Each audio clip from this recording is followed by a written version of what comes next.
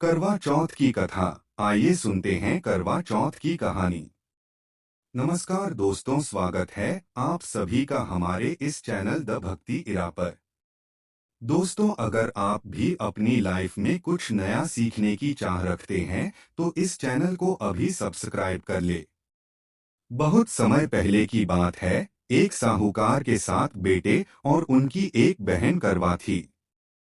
सभी सातों भाई अपनी बहन से बहुत प्यार करते थे, यहाँ तक कि वे पहले उसे खाना खिलाते और बाद में स्वयं खाते थे। एक बार उनकी बहन ससुराल से मायके आई हुई थी।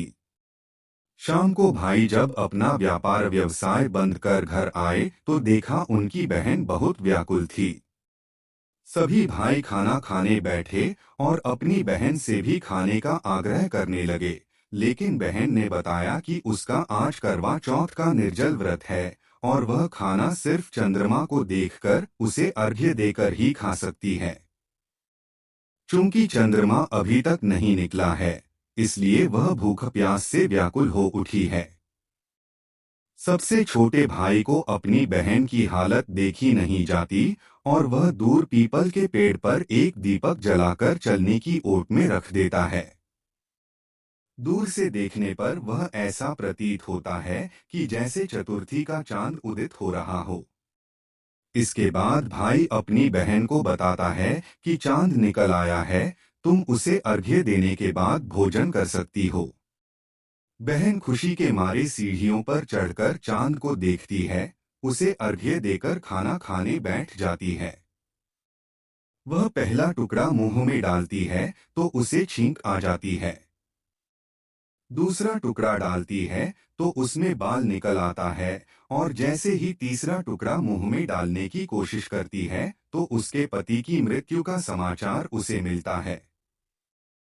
वह बौखला जाती है। उसकी भाभी उसे सच्चाई से अवगत कराती है कि उसके साथ ऐसा क्यों हुआ। करवा चौथ का व्रत गलत तरीके से टूटने के कारण देवता उससे नाराज हो गए हैं और उन्होंने ऐसा किया है। सच्चाई जानने के बाद करवा निश्चय करती है कि वह अपने पति का अंतिम संस्कार नहीं होने देगी और अपने सतीत्व से उन्हें पुनर्जीवन दिलाकर रहेगी। वह पूरे 1 साल तक अपने पति के शव के पास बैठी रहती है, उसकी देखभाल करती है।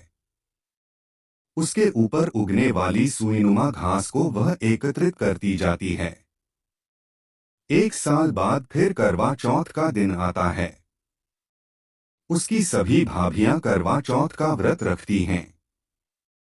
जब भाभियां उससे आशीर्वाद लेने आती हैं, तो वह प्रत्येक भाभी से यम सुई ले लो, पीर सुई दे दो, मुझे भी अपनी जैसी सुहागिन बना दो, ऐसा आग्रह करती है। लेकिन हर बार भाभी उसे अगली भाभी से आग्रह करने के लिए कहकर चली जाती है। सबसे अंत में छोटी भाभी आती है। करवा उनसे भी सुहागिन बनने का आग्रह करती है, लेकिन वह टालमटोली करने लगती है।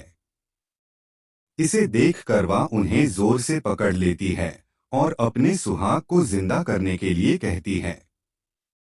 भाभी उससे छुड़ाने के लिए नोचती है, खसोटती है, लेकिन करवा नहीं छोड़ती है। अंत में उसकी तपस्या को देख भाभी पसीज जाती है और अपनी छोटी अंगुली को चीरकर उसमें से अमृत उसके पति के मुंह में डाल देती है। करवा का पति तुरंत श्री गणेश कहता हुआ उठ बैठता है। इस प्रकार प्रभु कृपा से उसकी छोटी भाभी के माध्यम से करवा को अपना सुहाग वापस मिल जाता है। हे श्री गणेश माँ गौरी, जिस प्रकार करवा को चिर सुहागन का वरदान आपसे मिला है, वैसा ही सब सुहागिनों को मिले।